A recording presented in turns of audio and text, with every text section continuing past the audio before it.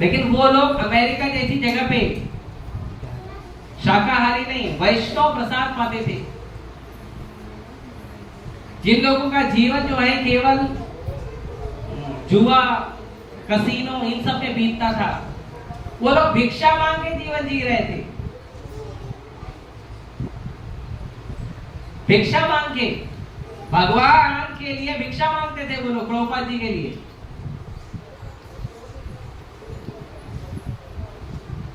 तो ये भक्ति का नशा ऐसा है। तो एकादशी के दिन हमको क्या करना है? हमको एकादशी के दिन यहाँ पे कीर्तन करना है। आप लोग सभी आइए एकादशी के दिन, 31 तारीख को, 31 मई जो चल रहा है, तो 31 मई को आप लोग आइए और 31 मई को आप लोग आकर यहाँ पे कीर्तन करिए, भगवान का दर्शन करिए और एकादशी को मनाइए।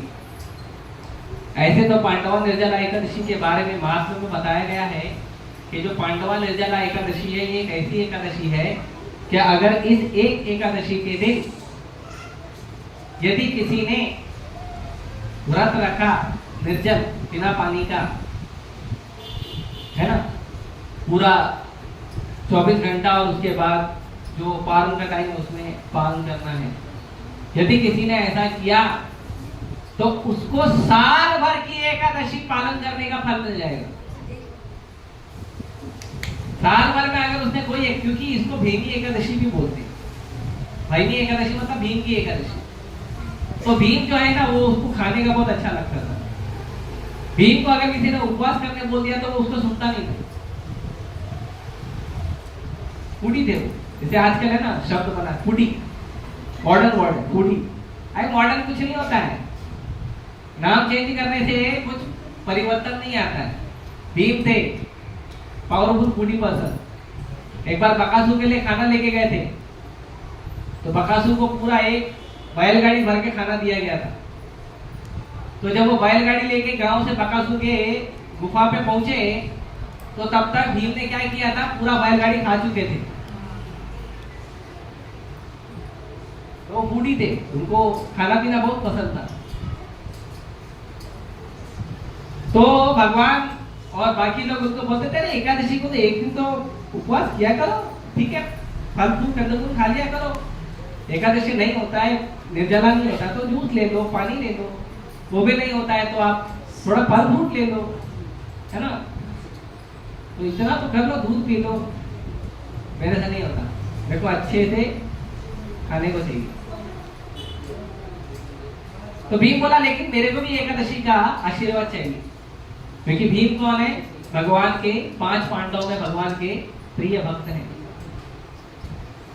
तो भीम बोले लेकिन मुझे भी आशीर्वाद चाहिए एकादशी का। तो भगवान बोले ठीक है, तुम्हारे लिए स्पेशल एकादशी रखवाएंगे। अगर एक दिन साल में आप एक दिन एकादशी का व्रत निर्जल रख लोगे तो आपको पूरे साल की एकादशी का एक साथ एक दिन में फल मिल जाएगा।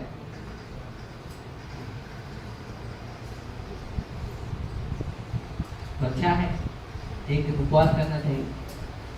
तो नहीं खाएंगी, उपवास अलग है, पेट में घंटी बजते रहती, टाइम टाइम पे अलार्म बजते रहता है, पेट में ऑटो सेट अलार्म अपने आप बजते रहता है। तो अगर हम उपवास रख लेंगे मान लो, तो ऐसा नहीं है कि उपवास रख लेना और दिन भर सो जाना, ये उपवास नहीं, ये उपवास नहीं। उपवास रख लेंगे, बोलेंगे प्रभु जी जरा ये थोड़ा सेवा कर लीजिए, प्रभु जी निर्जला एकादशी है प्रभु जी, आज उपवास हूं मैं प्रभु जी, मैं सेवा कैसे करूंगा, कमजोर हो क्या प्रभु जी। बेड पे 60 साल के वृद्ध व्यक्ति की तरह ऐसे लेटे रहेंगे, प्रभु जी निर्जल रखाओ प्रभु जी। तो वैसा एकादशी मत करिए, उससे अच्छा आप दूध पी लीजिए, जूस पी लीजिए, फल खा लीजिए, चलेगा। हालांकि निर्जला एकादशी है, निर्जला करना ही चाहिए, लेकिन सेवा छोड़ के, भगवान का भजन छोड़ के निर्जला एकादशी मत करिए। क्योंकि अगर भूखा रहने से भगवान प्रसन्न होते तो भारत में सड़क पर बहुत लोग भूखा सोते हैं रोज। भगवान भूखे रहने से पसंद नहीं होते आपके। कई लोग भूखे रहते हैं ताकि उनके घर में लोग खाना खा सके, तो दिन भर भूखा रहते हैं, एक बड़ा पाव समोसा पाव खा के पूरा दिन निकाल देते हैं। तो भगवान उससे बहुत ज्यादा प्रसन्न होंगे, है ना? नहीं, भगवान प्रसन्न होते हैं जब कोई भगवान का नाम जप करता है। हरे कृष्णा कृष्णा कृष्णा हरे हरे, हरे राम राम राम हरे हरे। भगवान प्रसन्न होते हैं जब कोई शास्त्रों के माध्यम से, गुरु के माध्यम से भगवान को सुनने का, समझने का, पढ़ने का प्रयास करता है, तब भगवान प्रसन्न होते हैं। भगवान प्रसन्न होते हैं जब आप अपने प्रेम से भगवान को कुछ भोग लगाइए, भगवान को कुछ दीजिए प्रेम से, तो भगवान प्रसन्न होते हैं। क्योंकि भगवान और आपका शाश्वत प्रेम है, उस प्रेम को वापस से शाश्वत स्तर पे लाने के लिए जब आप प्रयास करते हैं और भगवान की कुछ सेवा करते हैं, तब भगवान प्रसन्न होते हैं। तो एकादशी का मतलब ये नहीं है कि उपवास रख लेंगे, निर्जला रिकॉर्ड बनाएंगे कि मैंने पूरा 24 घंटा उपवास रखा था, पानी नहीं पिया था। वो रिकॉर्ड बनाने के लिए उपवास मत करिए। अगर उपवास करना है तो भगवान का नाम जप करिए। एकादशी के दिन ज्यादा नाम जप करना चाहिए। जैसे प्रभुपाद जी ने कहा है कि हर रोज 16 माला करिए, एकादशी के दिन 25 माला करिए। और निर्जला एकादशी के दिन खाने का टाइम बच गया तो क्या करना है? ज्यादा माला करना है। हम तो देखे कुछ भक्त हैं वो 32 माला करते हैं, कुछ 64 माला करते हैं। आप आइए राधा राजगिरी मंदिर में, हमारे यहाँ एकादशी को, निर्जला एकादशी को कंपटीशन होता है, चैंटिंग कंपटीशन। तो उसमें कुछ भक्त ऐसे हैं जो 100 माला करते हैं, 108 माला करते हैं, 120 माला तक चले जाते हैं। कुछ भक्त जो हैं वो दशमी की रात से ही जप करना चालू कर देते हैं और एकादशी की रात पूरा करके द्वादशी की रात तक जप करते हैं, 140 माला पूरा करते हैं। तो चैंटिंग कंपटीशन होता है, ज्यादा से ज्यादा भगवान का नाम जप करते हैं। हरे कृष्णा कृष्णा कृष्णा हरे हरे, हरे राम राम राम हरे। तो एकादशी का मतलब है भगवान का ज्यादा से ज्यादा नाम जप किया जाए, भगवान की ज्यादा से ज्यादा सेवा की जाए, वो है एकादशी। एकादशी का मतलब नहीं है कि हम उपवास रख ले, नाम के लिए भूखा रहेंगे, हालांकि मन में तो चलता रहेगा ठीक है कल दही चीड़ा मिलेगा। एकादशी के दूसरे दिन दही चीड़ा फेस्टिवल होता है, तो कल हमको दही चीड़ा मिलेगा, मैंगो डाल के, बनाना डाल के, है ना, बढ़िया दही, और उसमें मुनक्का रहेगा, काजू बादाम और किशमिश, है ना। तो उसका चिंतन करते हुए एकादशी नहीं करिए, ठीक है। वो एकादशी नहीं होगी। कुछ लोग क्या है, एकादशी को सुबह जप ही नहीं करते हैं, मंगला आरती में उठते हैं, भगवान का दर्शन करते हैं, जप नहीं करते, जप नहीं हो रहा बोलती।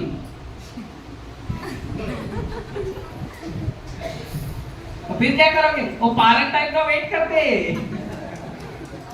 तो पारण टाइम आएगा तो खाएंगे, फिर उसके बाद उनका जप चालू होता है सुबह 10 बजे के बाद। हाँ प्रभु जी अभी मन लग रहा है, अरे मन नहीं लग रहा है, तुम्हारा पेट चालू है अभी। तो ऐसा एकादशी मत करिए। एकादशी मतलब भगवान का चिंतन करिए, भगवान का नाम जप करिए, ज्यादा से ज्यादा ग्रंथों को पढ़िए, ज्यादा से ज्यादा लेक्चर को सुनिए, वो एकादशी, ठीक है। तो ये है निर्जला एकादशी। तो इसके लिए हमें जो है वो भगवान का ज्यादा से ज्यादा नाम जप करना चाहिए। ज्यादा जितना हो सके आप करिए, जितना ज्यादा हो सके। आपके लिए और एक सुविधा है, जितना आप ज्यादा नाम जप करोगे, अपना नाम जप करके हमारे मंदिर में जो भक्त हैं, जो भी मंदिर में सेवा कर रहे हैं, जैसे युगल प्रेम रूम, ऐसा जी कुछ, आप उनको मैसेज करिए, तो जी निर्जला द्वादशी के दिन मैसेज करिए, तो जी कल मैंने 50 माला जप किया, 80 माला जप किया, 108 माला जप किया, 120 माला जप किया। आप मैसेज करिए, आपको अच्छा लगेगा और उस भक्त को भी अच्छा लगेगा जिसको आप मैसेज करोगे। एक दूसरे को मैसेज करो, ठीक है। टेम्पल की अथॉरिटी से अगर डर लगता है तो, हालांकि डरावने लोग नहीं है, अच्छे लोग हैं, लेकिन फिर भी अगर मान लो मन में हिचकिचाहट होती है तो आप आपस में एक दूसरे मित्र को आप करो मैसेज, देखो कितना अच्छा लगेगा आपको। और ज्यादा से ज्यादा नाम जप करिए आप भगवान का, ज्यादा से ज्यादा, जितना ज्यादा हो सके उतना करिए, लेकिन सेवा छोड़कर नहीं। जो भगवान की सेवा है उसको छोड़कर नहीं। आपकी जानकारी के लिए बता दूं कि एकादशी के दिन लोग फलाहार लेते हैं या निर्जल करते हैं, लेकिन भगवान को अन्न आहार ही चढ़ता है, भगवान का एकादशी नहीं। जैसे आजकल वो एक मूवी आया था ना भी, केरला स्टोरी करके, तो मूवी में बताया था तुम्हारे भगवान ऐसे हैं, तुम्हारे भगवान वैसे हैं, है ना? सब लोग ने देखा केरला स्टोरी? मैंने नहीं देखा। तो उसमें बताया कि भगवान ऐसे ऐसे हैं, तो उसके रिप्लाई में कई सारे भक्तों ने रिप्लाई वीडियो बनाया है कि भगवान को कर्म का फल नहीं लगता। भगवान बोलते हैं सुविधा में नमाम कर्माणि लिम्पन्ति न मे कर्म फले स्पृहा। भगवान बोलते हैं ना मुझे कोई कर्म का बंधन लगता है, और भगवान यहाँ पे लगता है नहीं बोलते, लिम्पन्ति, मतलब अगर भगवान को नहीं लगता है तो ऐसा नहीं कि भगवान जबरदस्ती जाके उसको लग जाते हैं, ऐसा नहीं है। जैसे दो दोस्त नाराज हैं तो एक दोस्त गले नहीं लग रहा, दूसरा दोस्त तो गले लग जाता है उसको जाके, है ना? तो ऐसा नहीं है कि कर्म भगवान को नहीं लगता तो भगवान कर्म को जाके लग जाते हैं, ऐसा नहीं है। भगवान बोलते हैं नमाम कर्माणि लिम्पन्ति, कोई नियम नहीं है, भगवान के ऊपर कर्म का बंधन नहीं लगता, और ना भगवान कर्म के बंधन में अपनी इच्छा से कर्म के बंधन के अंदर आते हैं, अंदर नहीं आते कभी। ट्रैफिक का जो नियम है वो आप लोगों के लिए है, भारत के नागरिक लोगों के लिए है, प्रधानमंत्री के लिए ट्रैफिक का नियम नहीं है। वो जब जाता है तो 2-2 किलोमीटर तक रास्ता खाली रहता है, आपकी गाड़ी साइड में फुटपाथ पे रहेगी और प्रधानमंत्री का काफिला निकलता है। तो जो नियम बनाने वाला है उसके लिए नियम नहीं रहता है, नियम बनाने वाला खुद नियम पालन नहीं करता, दूसरे से करवाता है ना? लेकिन भक्ति में ऐसा नहीं है। भक्ति में क्या है, जो गुरु आपको भक्ति करवा रहा है वो खुद भी जप करना चाहिए आपको, जप करवाने के पहले। जैसे भारत में आजकल बहुत सारे गुरु हैं, वो आपको बोलेंगे ये नाम जप करो, अब गुरु जी आप क्या जप करना, हमको क्या जरूरत, ऐसे गुरु मत करिए। बहुत सारे गुरु दीक्षा देने लग जाते हैं, तो भगवान को कोई कर्म नहीं लगता। तो वो कोई बोलेगा लेकिन भगवान कभी कभी आपका मन तो करता है ना कर्म में आने का, भगवान बोलते नहीं, न मैं कर्म फले स्पृहा, ना मैं कर्म के फल की स्पृहा भी करता हूँ। ऐसा नहीं है कि देखो धरती पे लोग इतना अच्छा गुलाब जामुन खा रहे हैं, मैं भी जाऊंगा धरती पे गुलाब जामुन खाने। भगवान को कोई जरूरत नहीं है, he don't want, he don't need। क्यों? क्योंकि भगवान का नाम कैसा है पता है? चिंतामणि प्रकर सद्वसु कल्प वृक्ष लक्षावृतेषु सुरवीर विपालयन्तम् लक्ष्मी सहस्रशत संभ्रम सेव्यमानम् गोविंदमादि पुरुषं तमहं भजामि। भगवान का नाम चिंतामणि है। ये जो हमारे यहाँ रेती मिट्टी पत्थर रहता है ना सड़क पे गिरा हुआ, तो वो रेती मिट्टी पत्थर नहीं है, वहां पे चिंतामणि है। वहां पे खड़े होकर जो इच्छा करोगे तुरंत प्रकट हो जाएगा। और चिंतामणि के साथ साथ कल्प वृक्ष भी है कि किसी पेड़ के नीचे आप जाओ और जो मांगो मिलेगा, जो मांगो मिलेगा, whatever your desire सब मिलेगा। आप नारियल के पेड़ के नीचे जाओ, बोलो मुझे कचौरी चाहिए, मिल जाएगा। समोसा चाहिए, मिल जाएगा।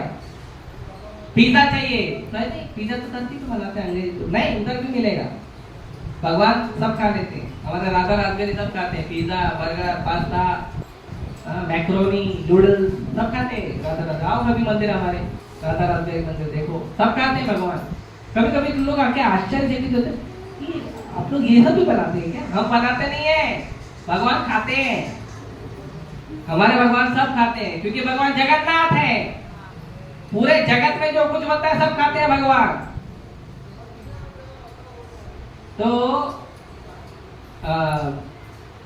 लेकिन हमको एकादशी के दिन विशेषकर हमको नाम जप करना चाहिए और कुछ नहीं करना चाहिए, ठीक है? तो एकादशी आप लोग पालन करिए, एक दूसरे को बताइए, मंदिर के अधिकारियों को बताइए और आगे बढ़िए। और आज हम चर्चा करेंगे भगवान जगन्नाथ जी की रथ यात्रा की।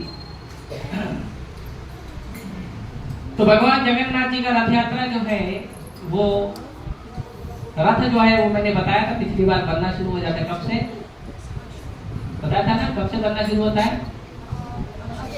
हाँ वेरी गुड, इनको एक पूरी ज्यादा दे। तो भगवान का जो रथ है वो अक्षय तृतीया के दिन से बनना शुरू हो जाता है और भगवान का रथ यात्रा अभी कुछ आई थिंक कुछ दिनों बाद भगवान का रथ यात्रा है।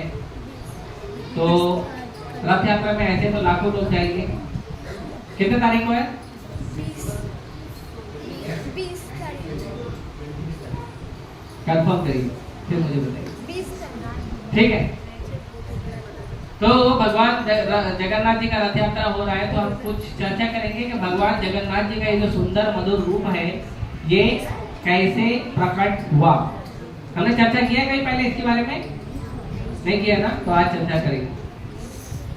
तो बंगाल में एक देश है मालदा, एक छोटा सा जगह है, गांव है मालदा। और मालदा में एक छोटा सा राज्य है जहां जिसका नाम है अवंतीपुर। तो वहां पे एक राजा थे महाराज इंद्रदुम्न। महाराज इंद्रदुम्न वहां पे राज करते थे और महाराज इंद्रदुम्न जो है भगवान के बहुत महान भक्त थे, बहुत अनन्य भक्त थे, बहुत प्रेमी भक्त थे इंद्रदुम्न महाराज। और वो वैसे ही पालन करते थे अपनी प्रजा का जैसे भगवान श्री राम या महाराज युधिष्ठिर या महाराज परीक्षित करते थे, वैसे ही पालन करते थे।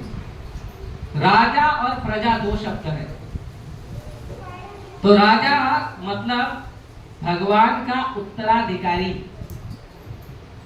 मतलब भगवान की ओर से प्रजा को भगवान की सेवा में लगाने वाला व्यक्ति। राजा सेकुलर नहीं होना चाहिए, धर्म निरपेक्ष नहीं होना चाहिए, धर्म के सापेक्ष होना चाहिए।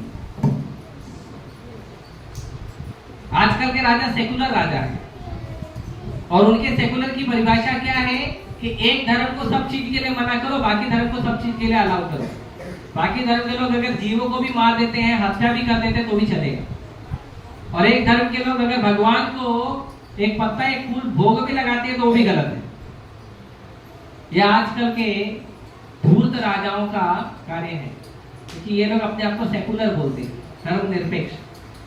प्रभुपाद जी ने सेकुलर शब्द का एक मतलब बताया है कि सेकुलर मतलब कि राजा को ध्यान देना चाहिए कि उनके राज्य में जितने भी प्रकार के अलग अलग धर्म के लोग हैं सभी लोग अपने धर्म का ठीक से पालन करें। सब लोग ठीक से पालन करना चाहिए, है ना। वर्णाश्रम व्यवस्था के अनुसार ब्राह्मण जो है वो ब्राह्मण धर्म का पालन करना चाहिए, क्षत्रिय क्षत्रिय धर्म का पालन करना चाहिए, वैश्य वैश्य धर्म का पालन करना चाहिए और शूद्र शूद्र धर्म का पालन करना चाहिए। और ये 4 ही वर्ण व्यवस्था है। शूद्र भी वर्ण व्यवस्था के अंदर आते हैं, शूद्र वर्ण व्यवस्था के बाहर नहीं आते हैं। मतलब शूद्रों को भी भगवान की भक्ति के लिए अनुमति दी गई है, मना नहीं किया गया है। और इसको भगवान भगवत गीता में पुष्टि करते हैं कि शूद्रों को भी भक्ति अलाउड है। जैसे कई बार कहते हैं कि जो वैश्य होते हैं, शूद्र होते हैं, स्त्री होती है, उनको भक्ति नहीं दिया जाता।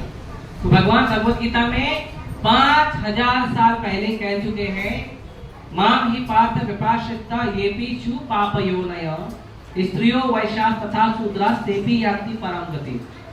भगवान कहते हैं कि यदि मान लो किसी को पाप योनि माना भी जाता है, अगर वो मेरा आश्रय स्वीकार करता है, अगर वो मेरा भक्ति करता है, तो चाहे वो स्त्री हो, चाहे वो वैश्य हो, चाहे वो शूद्र हो या कैसा भी पाप योनि आदमी हो, वो व्यक्ति मुझे परम भगवान को प्राप्त कर सकता है।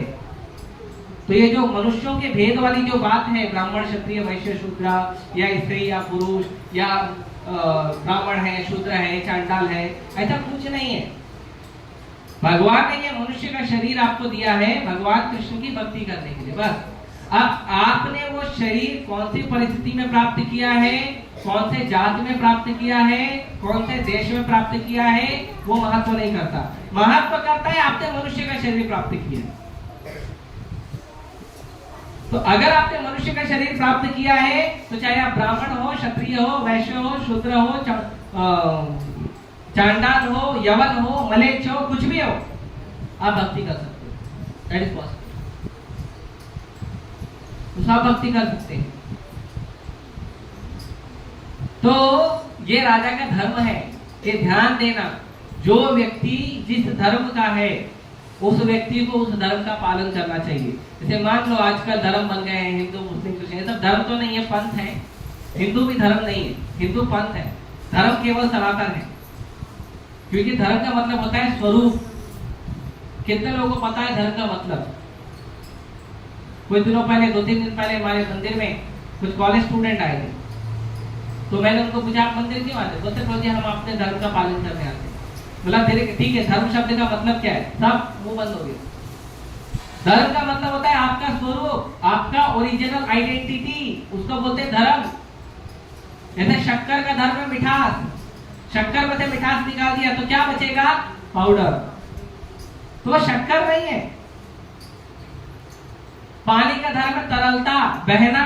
अगर पानी बह नहीं सकता, पानी भाप बन जाता तो वो भाप है, वो पानी नहीं है। अगर पानी को आपने जमा दिया वो बर्फ बन जाएगा, वो पानी नहीं रहेगा। पानी मतलब तरल होना चाहिए। पत्थर का धर्म है कठोरता। अगर पत्थर कठोर नहीं है तो पत्थर थोड़ी है, मिट्टी है। तो वैसे ही मनुष्य का क्या धर्म है? तो चैतन्य महाप्रभु बताते हैं, जीवेर स्वरूप होय कृष्णेर नित्य दास। कि मनुष्य का एक ही धर्म है और वो है पूर्ण पुरुषोत्तम भगवान श्री कृष्ण का दास बनना, उनका सेवक बनना, यही धर्म है। अब वो आप दास बनने का काम चाहे हिंदू धर्म में करो, चाहे मुस्लिम धर्म में करो, चाहे क्रिश्चियन धर्म में, किसी भी धर्म में करो, लेकिन आपका काम है भगवान कृष्ण का सेवक बनना। बात खत्म। यही धर्म का मतलब है, धर्म का और कोई मतलब नहीं है। तो राजा का ये कर्तव्य है इस चीज का ध्यान देना। अगर राजा ऐसा नहीं करता तो वो ठीक राजा नहीं है। राजा बोलता नहीं, तुम लोग जो धर्म वाले हो ना, तुम लोग ठीक नहीं, ये धर्म वाले अच्छे हैं। तो राजा गड़बड़ आदमी, वो ठीक राजा नहीं। तो राजा का मतलब होता है जो भगवान का रिप्रेजेंटेटिव। वो नल बह रहा है, बंद करवा चाहिए, किसी को भेजिए। तो राजा का जो कर्तव्य है वो है भगवान का प्रतिनिधित्व करना। जैसे कहते हैं ना, माता पिता की पूजा होनी चाहिए, तो वो इसलिए कहते हैं क्योंकि माता पिता भगवान के प्रतिनिधि होते हैं। और माता पिता का कर्तव्य है कि बच्चे अपने बच्चों को भगवान का भक्त बनाएं। ये माता पिता का कर्तव्य है। अगर माता पिता जो शब्द है, माता पिता गुरु मित्र, ये जो शब्द है ना, ये शब्दों के पीछे एक दायित्व है, एक जिम्मेदारी है। ये नहीं आपका दोस्त बोलता चल मूवी देखने चलते और आप चले गए, वो दोस्त नहीं है, वो मित्र नहीं है। साथ में खाने पीने से कोई मित्र नहीं बन जाता। मित्र का मतलब होता है जो भगवान का प्रतिनिधित्व करता है। माता पिता का मतलब होता है जो भगवान का प्रतिनिधित्व करता है। गुरु का मतलब होता है जो भगवान का प्रतिनिधित्व करता है। वो माता है, वो गुरु है, वो मित्र है, वो बंधु है, वो राजा है। तो अभी आप लोग आज से चेक कर लेना, ठीक है। लेकिन अपने कर्तव्यों का निर्वाह करते हुए, ये नहीं कि बेटा बोलेगा नहीं मम्मी मेरे को मंदिर जाने मना करती तो मेरी मम्मी नहीं हो, ऐसा नहीं। माता पिता अपने कर्तव्य का पालन कर रहे हो या नहीं कर रहे हो, बेटे को जरूर करना चाहिए, बच्चों को जरूर करना चाहिए। नहीं तो आपने क्या सीखा? आपने भी दोष लगाना सीखा तो फायदा क्या? आप बच्चा किधर बने, संस्कार किधर है आपके अंदर? अगर आप भी ठीक है, माता पिता ने आपको भक्ति के अंदर नहीं लाया, भगवान की कृपा से आपको भक्ति मिल गया, अब आप जाके घर पे माता पिता से झगड़ा कर रहे हो, तो फिर आप बच्चे का हो। बच्चों का मतलब क्या होता है? जो माता पिता के बच्चे, उनका मतलब क्या? माता पिता का सेवा करना। आजकल सेवा कोई नहीं करता है। लड़का तो भूल ही जाओ, लड़का तो बोलता है नहीं हम तो शादी करने वाले लोग हैं, है ना, तो हम तो घर में नौकरानी लाएंगे, तो हम क्यों काम करें। और लड़कियां बोलती है ठीक है अभी तो सब ऑर्डर हो गया है ना, सब ऑर्डर मिलता है स्विगी से, जोमेटो से, टमाटो से, किधर से मिलता है, तो वो लोग भी नहीं करती हैं, होटल से मंगा लेंगे। ऐसे काम नहीं चलेगा। जब आप देख रहे हो आपके पिताजी बहुत मेहनत करके घर में रोटी ला रहे हैं, जब आप देख रहे हो आपकी माँ, आप भले स्कूल में कॉलेज में होते हो लेकिन आपकी माँ का चिंतन बरोबर रहता है आपके ऊपर कि मेरा बेटा आएगा, मेरा बेटी आएगी तो क्या खाएगी, रहता है ना चिंतन। तभी तो आप जैसे ही घर में पहुंचते हो तो आपको घर पे रोटी मिल जाती है, नाश्ता मिल जाता है, प्रसाद मिल जाता है, तो उनका चिंतन होता है ना। तो हम क्या सीखे उससे? जय श्री राधा सुंदर भगवान की, श्री श्री गौनिताय की, श्री श्री जगन्नाथ बलदेव सुभद्रा महारानी की, श्री प्रभुपाद की। तो ये हमको सीखना चाहिए। कोई व्यक्ति गलत है और हम भी गलत है तो हम में और उनमें अंतर क्या है? ऐसे कोई बोलता प्रभु जी उससे मेरे को गुस्सा किया, तो ठीक है तुम सह लो। नहीं प्रभु जी मैं क्यों सहूं? वो गुस्सा करेगा मैं सहूंगा? अच्छा ठीक है, वो गुस्सा करने वाला तुम सहने वाला बनो ना। तो हमको दोनों टिट फॉर टैट नहीं होना चाहिए, दहले पे दहला। ये बहुत खराब आदत है। हरे कृष्ण, ये बहुत खराब आदत है, टिट फॉर टैट नहीं होना। तो राजा का धर्म है कि अपनी प्रजा को भगवान की भक्ति में लगाए। हरे कृष्ण। आपको नहीं लेक्चर सुनना, आप बाहर जाके बात कर सकते हैं। जिनको लेक्चर सुनना वो बैठिए प्लीज, ठीक है? क्योंकि हफ्ते में एक दिन इतने सारे लोग टाइम निकाल कर आते हैं और एक व्यक्ति की वजह से इतने सारे लोग डिस्टर्ब होंगे तो अच्छा नहीं। ये गंभीरता समझना चाहिए। आपका काम इंपॉर्टेंट है, अच्छी बात है, लेकिन आपके काम के साथ साथ इतने लोगों का टाइम भी इंपॉर्टेंट है, वो भी समझना चाहिए। तो राजा का ये धर्म है कि राजा को समझना चाहिए कि हर व्यक्ति को, हर जीव को भगवान की भक्ति में लगाए। तो महाराज इंद्रद्युम्न ऐसे राजा थे, भगवान के भक्त थे, प्रेमी भक्त थे। तो महाराज इंद्रद्युम्न जो हैं वो एक बार जो है भगवान का यज्ञ करवा रहे थे। अब ये सतयुग की बात है, सतयुग में लोग भगवान का ध्यान करते थे भगवान का भक्ति प्राप्त करने के लिए। तो महाराज इंद्रद्युम्न की इच्छा हुई कि मुझे भगवान का दर्शन करना है, श्री भगवान को फेस टू फेस दिखना है। तो उनकी इच्छा हुई और उन्होंने जिस ब्राह्मण से यज्ञ करवा रहे थे उस ब्राह्मण से पूछा कि क्या पृथ्वी पे ऐसी कोई जगह है जहां पे मैं भगवान का दर्शन कर सकता हूं? तो ब्राह्मण ने बोला ठीक है, मैं पता करके बताता हूं, एक दो दिन के बाद आप सभा लगाइए, मैं बताता हूं। तो ब्राह्मण ने क्या किया? ब्राह्मण ने दुनिया में जितने भी तीर्थ यात्रा करते हैं, तो तीर्थ यात्रियों को पता होता है कि कौन कौन सा धाम है, धाम का क्या महिमा है ना, ये पता होता है उनको। तो सारे तीर्थ यात्रियों को बुलाया उन्होंने और सारे तीर्थ यात्रियों को बुलाकर उन्होंने ये प्रश्न पूछा कि क्या संभव है इस युग में भगवान का दर्शन करना? ध्रुव महाराज जब भगवान का भक्ति करने गए थे तो उनको नारद मुनि ने बताया था कि भगवान ऐसे ऐसे दिखते हैं। भगवान का आंख ऐसा है, नाक ऐसा है, कान ऐसा है, केश ऐसे हैं, भगवान का हाथ ऐसा है, पैर ऐसा है। ये भगवान का डिस्क्रिप्शन दिया था नारद मुनि ने। तो ये जो भगवान के सुंदर विग्रह आप देख रहे हैं, गौर निताई, जगन्नाथ, बलदेव, सुभद्रा, ये इमेजिनेशन नहीं है, ये एक्चुअल फॉर्म है। इसके लिए विग्रह का मतलब होता है रूप, विग्रह का मतलब मूर्ति नहीं होता, विग्रह का मतलब होता है रूप। जो भगवान का रूप है उसी रूप में आपने बनाया, इसके लिए विग्रह बोलते हैं, मूर्ति नहीं बोलते हैं। भगवान के श्री विग्रह कहा जाता है उसे। तो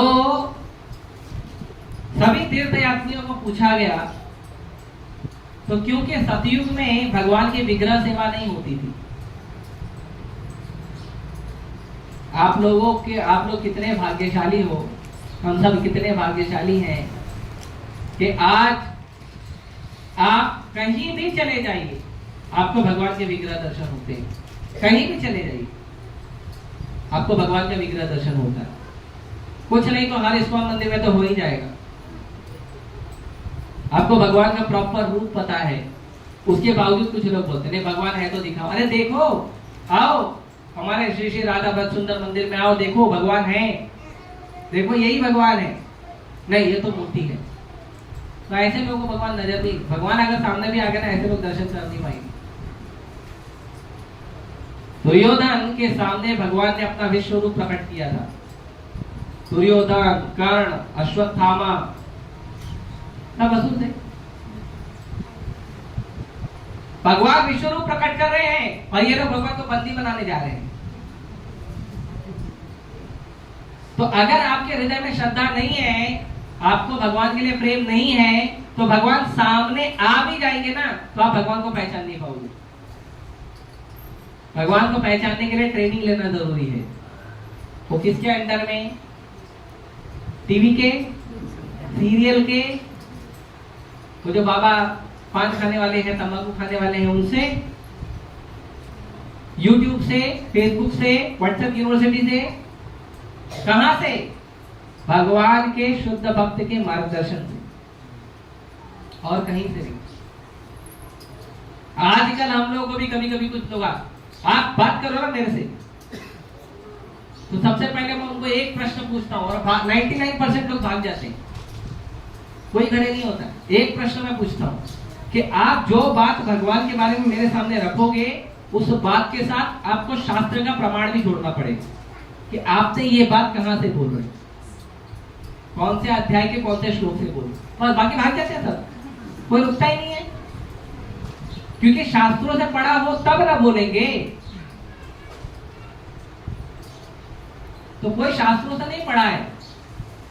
कई लोग भगवान राम को, भगवान कृष्ण को भी धरती पे आए थे तो उनको भी अपने कर्मों का भोग करना पड़ा था। और यहाँ ब्रह्म संहिता में ब्रह्मा जी कहते हैं कि कर्माणि निर्धाते किंतु च भक्ति भाजम गोविंदम आदि पुरुषम तमम भजामि। भगवान के अंदर इतनी शक्ति है कि भगवान आपके कर्म को जड़ मूल से राख कर सकते हैं जला के, और वो भगवान अपने कर्मों में बंधे हुए।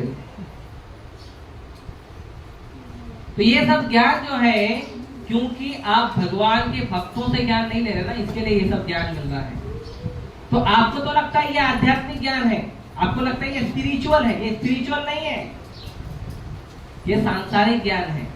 भगवान को भी संसार का एक व्यक्ति मानना, ये ज्ञान है और ये अपराध है।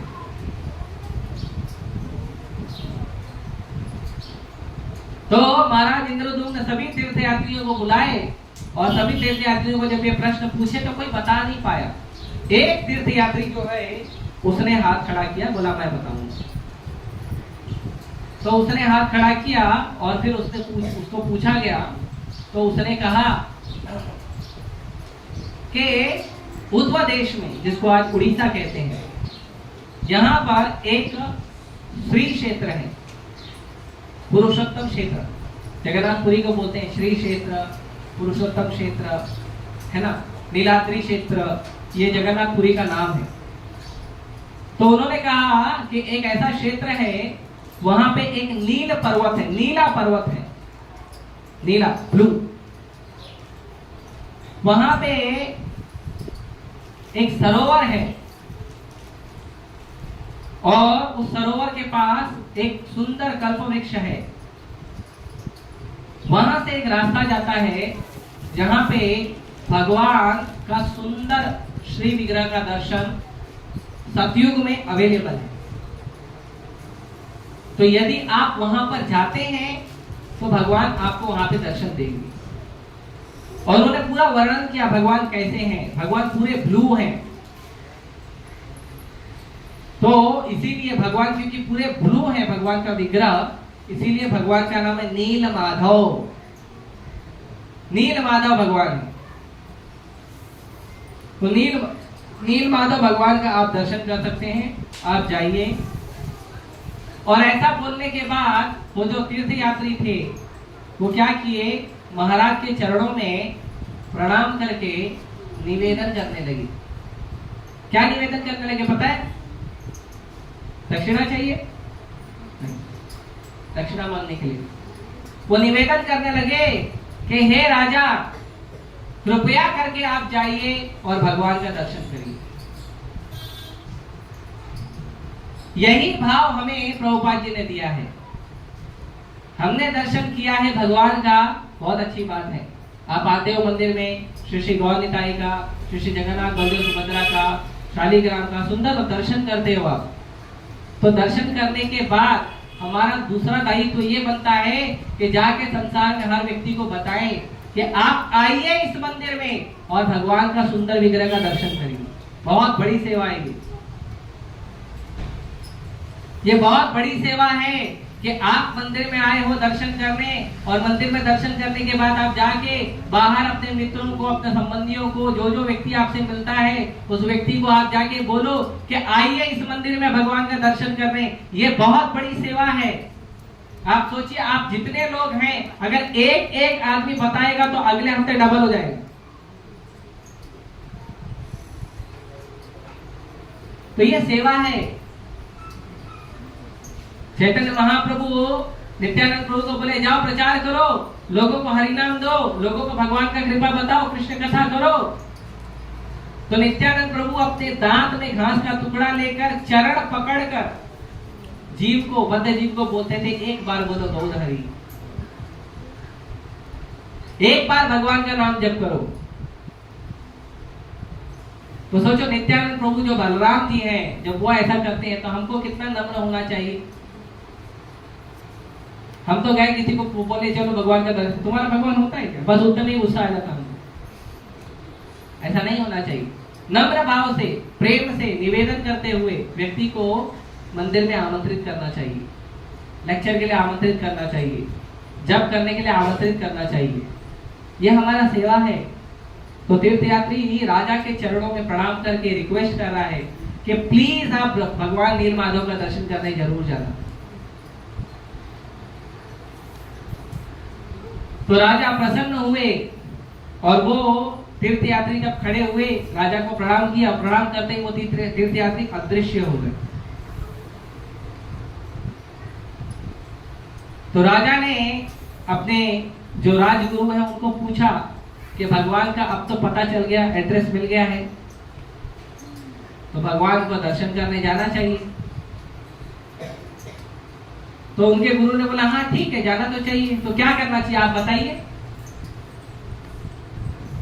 तो राजा ने कहा हम यहाँ पे करेंगे क्या, पूरे राज्य को ले आओ और लेकर चलो सीधा नीलाद्रि पर्वत, पूरा राज्य वहीं बसेगा, वहीं दर्शन करेगा, वही जीवन है।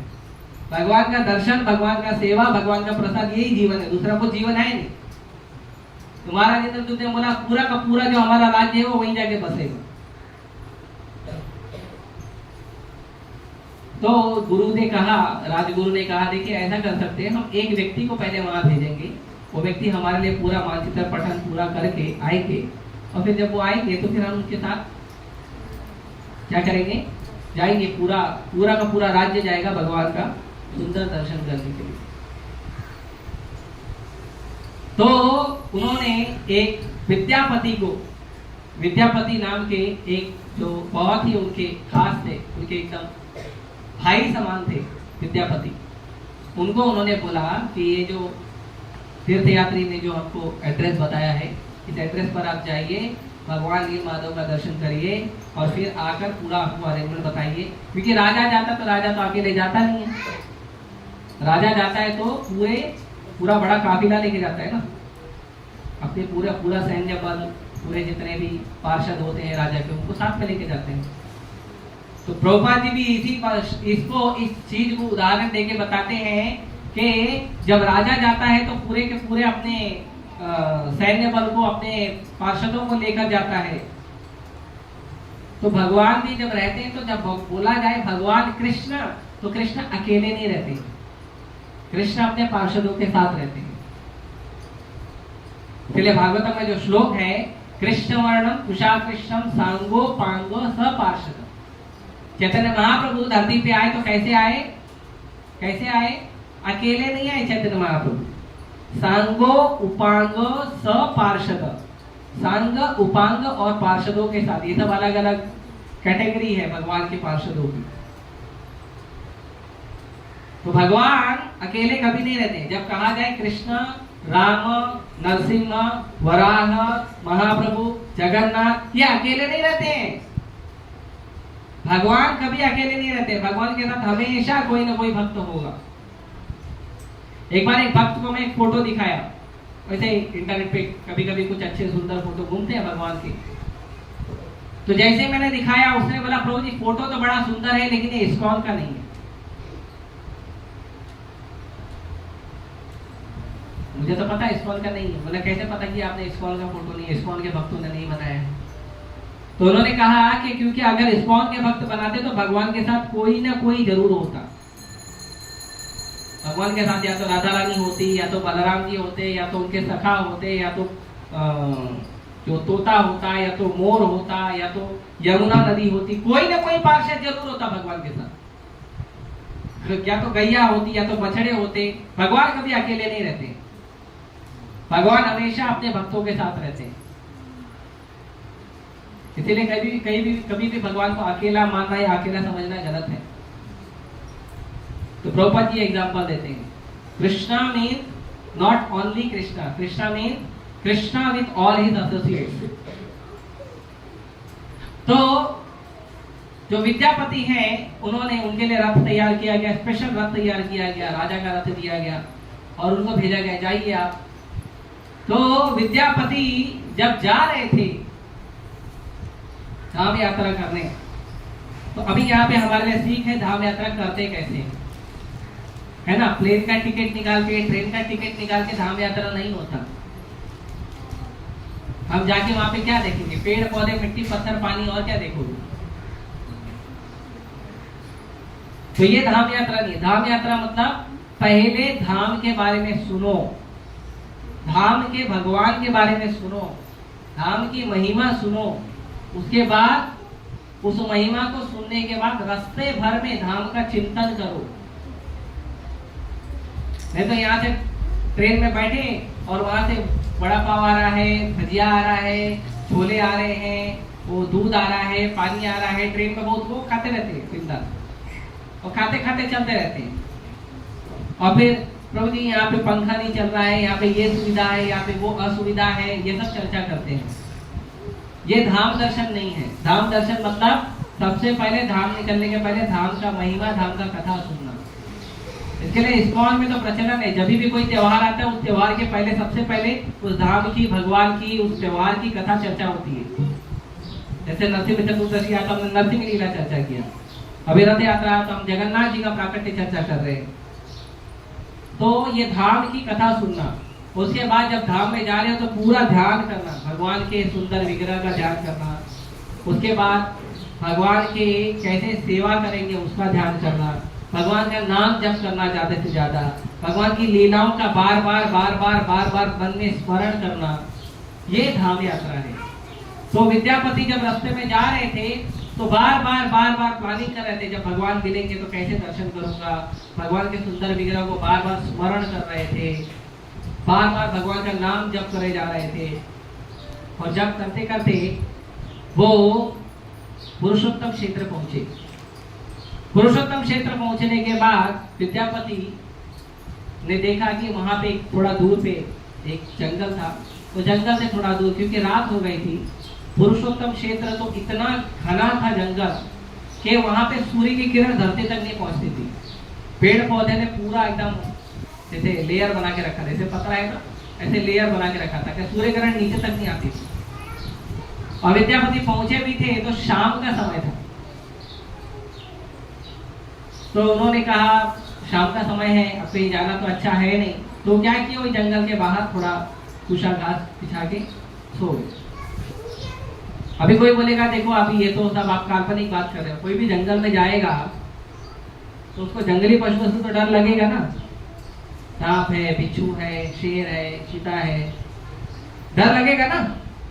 ऐसा थोड़ी है, अभी इंसान तो है ना, डर तो लगना चाहिए। ऐसा नहीं है। जो भगवान के भक्त होते हैं ना उनको डर नहीं लगता। पहली बात उनको डर नहीं लगता।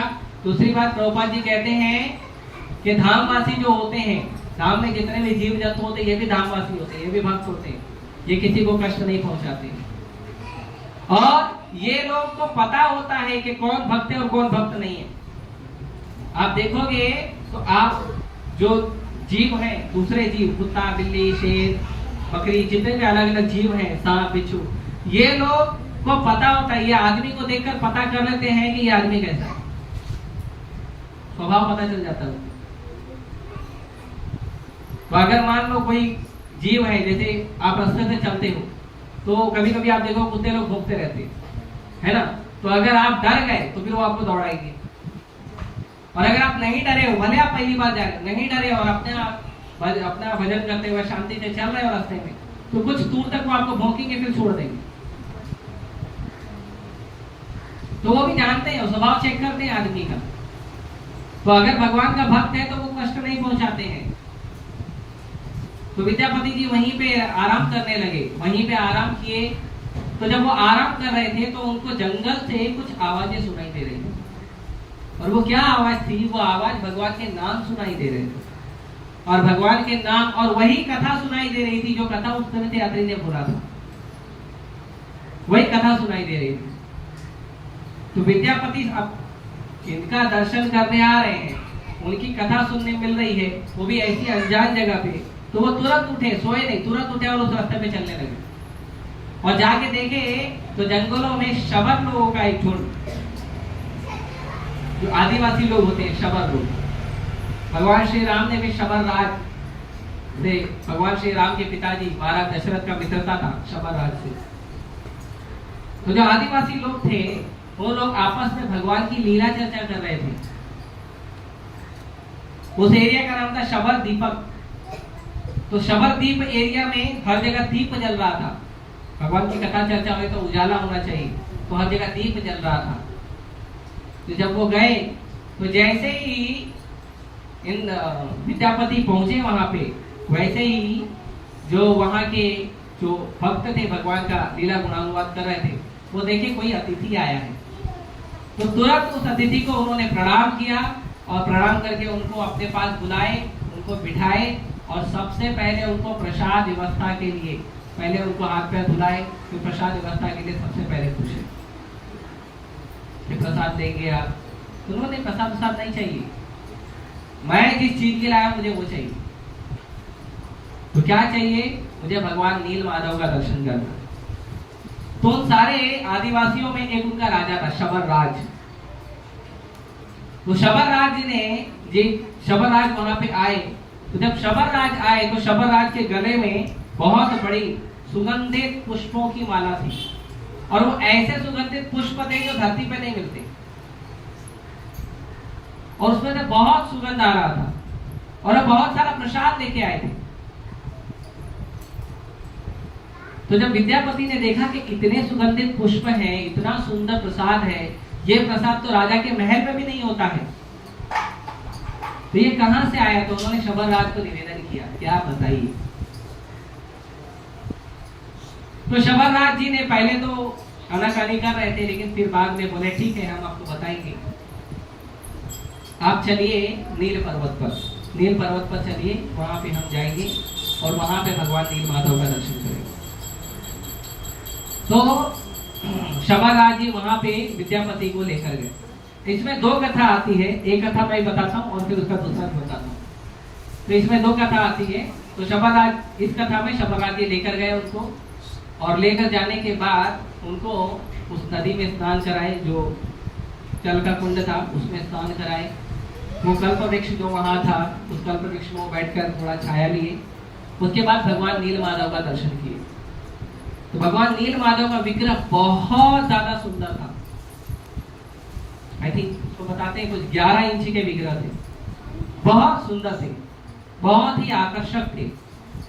तो जैसे विद्यापति भगवान का दर्शन किए, वैसे ही उसके हृदय में आनंद आने लगा, रोमांच आने लगा विद्यापति जी के। विद्यापति ने भगवान का सुंदर दर्शन किया, आनंद से भगवान को प्रणाम किए, और भगवान को भी धन्यवाद किए, शबर राज को भी धन्यवाद किए कि आपकी कृपा से मुझे भगवान का दर्शन प्राप्त हुआ। उसके बाद शबर राज ने कहा, देखिए प्रभु, यहाँ से जल्दी चलना पड़ेगा, क्योंकि यहाँ पे जंगल है, यहाँ पे जो है वन्य जीव होते हैं। हालांकि वो कारण नहीं था उन्होंने, लेकिन उनको लेकर गए वापस। फिर उन्होंने कहा कि महाराज इंद्रदुम्न जो है वो भगवान का दर्शन करना चाहते हैं, तो महाराज इंद्रदुम्न को दर्शन के लिए ले आया जाए। तो एक तो ये कथा आती है, और एक कथा ये आती है कि विद्यापति जी जो है वो जब पहुंचे थे वहां पे शबर राज के यहाँ पे पहुंचे थे, उस जंगल में पहुंचे थे, तो उस जंगल में एक शबर आश्रम था। उस शबर आश्रम में जो है वो शबर राज तो थे नहीं वहाँ पे, उनकी पुत्री थी। तो विद्यापति वहाँ पहुंचे थे और वो इंक्वायरी कर रहे थे कि शबर राज जी से, शबर राज जी के बारे में पूछ रहे थे। तो उनकी बेटी ने कहा यही घर है, आप थोड़ा विश्राम करिए, तब तक वो आ जाएगी। तो विद्यापति वहां पे विश्राम किए, फिर शबरराज वहां पे आए और फिर कुछ दिन विद्यापति वहीं रुके थे। फिर रुकने के बाद विद्यापति और जो शबरराज जी की पुत्री हैं उनका आपस में प्रेम हुआ और उनका विवाह हो गया। और विवाह होने के बाद जो है विवाह होने के बाद एक दिन विद्यापति ने अपने पत्नी को पूछा कि आपके पिताजी रोज कहाँ जाते हैं रात को? और जब वो जाकर आते हैं तो उनके शरीर से बहुत अद्भुत सुगंध आती है, और ये जो प्रसाद वो लेकर आते हैं ये प्रसाद भी अद्भुत है, ये इस धरती का नहीं है। तो कहाँ से आता है ये प्रसाद?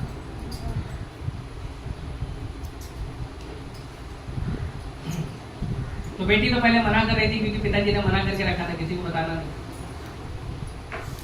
लेकिन अब कुछ भी है तो पति है, पति से कैसे छुपाएगी? तो पति ने बोला नहीं तुमको बताना पड़ेगा, तो मैं छोड़ के चले जाऊँ, है ना। आजकल गलियों में ये सब धमकी रोज मिलती है। पत्नी पति एक दूसरे को रोज खाली धमकी देते हैं, प्रेम देते कि नहीं मालूम नहीं, धमकी जरूर देते हैं। तो उन्होंने कहा कि नहीं आपको बताना पड़ेगा, मेरे राजा का सेवा है।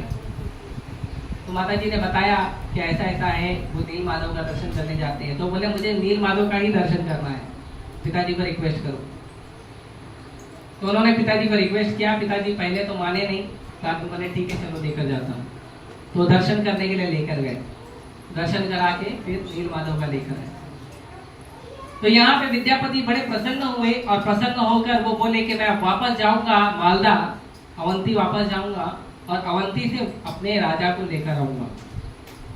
तो विद्यापति पहुंचे वापस अवंती, अवंती से अपने राजा को लेकर आने के लिए उन्होंने राजा को पहले गए, पूरी बात बताया, महाप्रसाद दिए। वो जो फूल था, क्योंकि स्वर्ग का फूल था, स्वर्ग का फूल कभी सूखता नहीं है। जैसे आजकल हम देखते हैं कि कई सारे देवी देवताओं का लोग क्या करते हैं ना, बूढ़ा एकदम जीर्ण शरीर वाला देवी देवता बनाते हैं। देखेंगे ब्रह्मा जी, विश्वकर्मा जी, है ना, एकदम बूढ़े, दाढ़ी सफेद हो गई है और एकदम बूढ़े हैं। मतलब कृष्ण भजन का समय आ गया है, ऐसा उनका एज हो गया है, ऐसा उनका पोस्टर बनाया जाता है। आपकी जानकारी के लिए बता दें कि स्वर्ग में जो लोग हैं, जो जन्म लेते हैं स्वर्ग में, वो लोग जवान होते हैं और जवान ही रहते हैं हमेशा, वो कभी बूढ़े नहीं होते। इसीलिए अगर आपको ब्रह्मा जी का आपको सुंदर रूप देखना है, ओरिजिनल रूप, सुंदर रूप, तो आप कृष्णा बुक खोलिएगा। कृष्णा बुक में भगवान श्री कृष्ण के सामने 4 मुख वाले ब्रह्मा जी खड़े होकर प्रार्थना कर रहे हैं घुटने के बल। वो फोटो देखिए, उसमें ना ब्रह्मा जी का दाढ़ी है ना उनका शरीर जीर्ण हुआ है, बूढ़ा नहीं हुआ उनका शरीर, है ना। तो कोई भी जो बूढ़ा देवी देवता है, बूढ़ा ही है, उनका पूजा मत करिए क्योंकि वो गलत पोस्चर है। आपको अगर सही रूप देखना है तो सही रूप जो है देवी देवताओं का, भगवान का कभी बूढ़ा नहीं होता। भगवान कृष्ण का तो उम्र जो है वो नव यौवनम च है, आद्यम पुराण पुरुषम नव यौवनम च। भगवान का जो उम्र है वो 16 साल के ऊपर जाता ही नहीं है, मूंछ भी नहीं आती है भगवान को, दाढ़ी का तो छोड़ ही दो। भगवान बचपन लीला करते हैं, किशोर लीला करते हैं, कुमार लीला करते हैं और युवक लीला करते हैं, बस। बूढ़ा लीला नहीं करते ऐसे डंडा लेके हिलते हुए, वो भगवान वैसा लीला नहीं करते क्योंकि भगवान का वैसा होता नहीं। और वैसे ही देवी देवताओं का भी होता है ना। हमारे आप देखेंगे दुर्गा है, सरस्वती है, काली है, ये सब यज्ञ है ना, ब्रह्मा है, शिव है। कुछ लोगों को देखता हूँ शिव जी को भी ऐसे ही बनाते हैं बूढ़ा। अरे शिव जी परम वैष्णव है, शिव जी जब तांडव करते हैं तब प्रलय का विनाश होता है, तो उनके ऊपर उम्र लगेगी कैसे? तो कुछ लोग इस तरह से देवी देवताओं का बनाते हैं और बूढ़े बूढ़े भगवान का पूजा करते हैं, तो वो गलत रूप है। उस गलत रूप का पूजा मत करिए, सही रूप का करिए। आपको ब्रह्मा जी चाहिए तो कृष्णा बुक में बहुत सुंदर ब्रह्मा जी हैं, उनका पूजा करिए। विश्वकर्मा जी का भी एक जगह पोस्टर बनवाया था प्रभुपाद जी ने, उनको आप देखिए। दाढ़ी वाड़ी नहीं है, ऐसा कुछ जवान है एकदम यंग। हाँ, तो वो फूल भी सूखता नहीं है, वहां का स्वर्ग का कोई फूल सूखता नहीं है, प्रसाद खराब नहीं होता है स्वर्ग का। तो विद्यापति ले आए महाराज इंद्रद्युम्न के लिए। महाराज इंद्रद्युम्न ने उस माला को स्वीकार किया। पहले तो पूजा की विद्यापति का, क्योंकि भगवान का संदेश लाए। पहले तो उनका पूजा किए, फिर उनको प्रणाम किए, फिर उसके बाद उन्होंने भगवान का जो भी महाप्रसाद था, महाप्रसाद फूल और महाप्रसाद जो अन्न है, उन्होंने स्वीकार किया। और स्वीकार करने के बाद महाराज इंद्रद्युम्न ने फिर तैयारी की, चलो अब चलेंगे, अब भगवान का दर्शन करेंगे नील पर्वत पे, नीलाद्रि पर्वत पे, श्री क्षेत्र में, पुरुषोत्तम क्षेत्र में भगवान का दर्शन करेंगे। तो दर्शन करने के लिए उन्होंने पूरी सेना निकाली। और फिर हालांकि जगन्नाथ भगवान का जो प्राकट्य का लीला ये भी बहुत बड़ा है ना, मैं थोड़ा शॉर्ट में बता रहा हूँ। तो सबको तैयार करके ऑलमोस्ट पूरा राज्य ही खाली हो गया। इंसान तो छोड़ो, पशु भी नहीं रुके वहां पे, पशु भी साथ में चले। ऐसा प्रेम होना चाहिए राजा का, अपनी प्रजा से ऐसा प्रेम होना चाहिए। श्रीमद् भागवतम में जब महाराज युधिष्ठिर का राज्य का वर्णन किया जा रहा है, तो उसमें वर्णन है कि जो मनुष्य हैं, जो पशु हैं, जो पक्षी हैं, उनकी क्या बात करें। पानी में रहने वाले जो जलचर हैं वो भी आनंद से रहते थे। ये महाराज युधिष्ठिर का राज्यकाल था। और आजकल के हमारे मेरा पार्टी तुम्हारा पार्टी, किसी ने मोदी की जय बोल दिया तो वो बाकी पार्टियों के खिलाफ हो जाता है, किसी ने उसका जय बोल दिया तो इस पार्टी के खिलाफ हो जाता है, और आपस में सब लड़ते रहते हैं। ये राज नहीं। राजा मतलब सबको प्रेम करने वाला, सबको, मनुष्य ही नहीं, पशु को, पक्षी को, जलचर, भूचर, उभयचर, सभी प्राणियों को प्रेम देने वाला। और सभी प्राणी इतना प्रेम करते थे राजा से। तो सब लोग चले, अब सब जा रहे, तो चलो सबको दर्शन करेंगे भगवान का। तो चले वहां से। लेकिन जब ये लीला हो रही थी, उस समय ब्रह्मा जी के 50 साल पूरे हो गए थे। तो भगवान जगन्नाथ जी और भगवान नीलमाधव ब्रह्मा जी के पूरे जिंदगी में 50-50 साल दर्शन देते हैं। 50 साल भगवान नीलमाधव दर्शन देते हैं और 50 साल भगवान जगन्नाथ, बलदेव, सुभद्रा दर्शन देते हैं। एक साथ दोनों दर्शन देते हैं। तो नीलमाधव भगवान जो है वहां से अदृश्य हो गए। तो समरराज को बड़ा क्रोध आया कि मैं जिस भगवान का रोज सेवा करता हूँ, वो भगवान अब चले गए। और वो गए क्यों? क्योंकि विद्यापति ने दर्शन किया, उनको ऐसा लगा। लेकिन भगवान ने कहा ऐसा नहीं है, ब्रह्मा जी के 50 वर्ष तक मैं रहता हूँ धरती पे दर्शन देने के लिए। तो अभी 50 वर्ष ब्रह्मा जी के पूरे हो गए हैं, अभी मैं दूसरे रूप में आऊंगा, और वो रूप है जगन्नाथ, बलदेव, सुभद्रा का रूप। लेकिन जब तक यहाँ पे इंद्रद्युम्न महाराज पहुंचे तो वहां से भगवान अदृश्य हो गए। तो महाराज इंद्रद्युम्न जो है अपने आप को बहुत कोसने लगे। हम लोग तो भगवान को कोसते, इतना दूर से आया, पहले पूरा भेज के इंफॉर्मेशन वगैरह सब लिया, उसके बाद भी दर्शन नहीं दिए, ये क्या हो गया? इतना दूर से आया ना मैं। कभी कभी ऐसा होता है, मंदिर के पट बंद हो जाते ना, 1 बजे मंदिर का दोपहर में पट बंद होता है, रात को 9 बजे बंद होता है। तो कुछ लोग दौड़ते दौड़ते पहुंचते हैं, लेट हो गया किसी को 5 मिनट 10 मिनट, तो सिक्योरिटी झगड़ा करते, नहीं पट खुलवाओ, मैं दर्शन करने आया हूँ। अरे आप भगवान से बड़े हो क्या? भगवान से बड़े हो आप? आपको दर्शन की इतनी लालसा है तो या तो थोड़ा टाइम पहले निकले होते, या तो वेट कर लो जब दर्शन खुलेगा तब। और कुछ लोग करते भी हैं। अब राधा राधे मंदिर में आइए, बरोबर आप 1:05 में आओगे ना, 10-12 लोग खड़े रहेंगे बाहर, दर्शन नहीं होता उनका। वो लोग वेट करते हैं 4 बजे तक, 3 बजे एंट्री मार के 3 बजे से लेकर मंदिर में ही बैठे रहते हैं, 1 घंटा 1.5 घंटा मंदिर में ही बैठे रहते हैं, भगवान का दर्शन करके जाएंगे। 4 बजे जब मंदिर खुलता ना तो पूरा मंदिर हाउसफुल रहता है। तो ऐसे उत्कंठा होनी चाहिए, या तो वेट करो या तो जल्दी निकलो। लेकिन महाराज इंद्रदुम्न ऐसा नहीं कर रहे थे। महाराज इंद्रदुम्न अपने आप को कोस रहे थे कि शायद मैंने कोई बहुत महान पाप किया है, शायद मैंने कोई वैष्णव अपराध किया है, जिसकी वजह से भगवान मुझे दर्शन नहीं दे रहे थे। और बहुत रोने लगे, क्योंकि जो प्रेमी भक्त होते हैं दर्शन नहीं मिलता है तो विरह में रोते हैं। इसीलिए श्रीमती राधा रानी जो है वो विरह में रोती है ना। उनका अपना ओरिजिनल आंसू नहीं होता है। भगवान श्री राम सीता मैया के विरह में रो रहे थे। प्रभुपाद जी उसके एक लेक्चर में कहते हैं कि भगवान श्री राम एक सीता के लिए रो रहे थे। तो ऐसा नहीं है कि भगवान श्री राम के पास सीता की कमी है। भगवान श्री राम सैकड़ों सीता को प्रकट कर सकते हैं।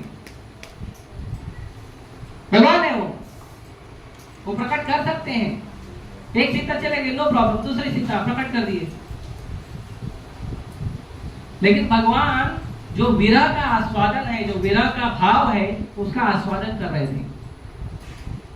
तो इसमें एक लीला आती है छोटी सी कि जब भगवान इस तरह से विरह प्रकट कर रहे थे तो पार्वती माता और शिव जी ऊपर से जा रहे थे, उसी दंडकारण्य वन के ऊपर से जा रहे थे।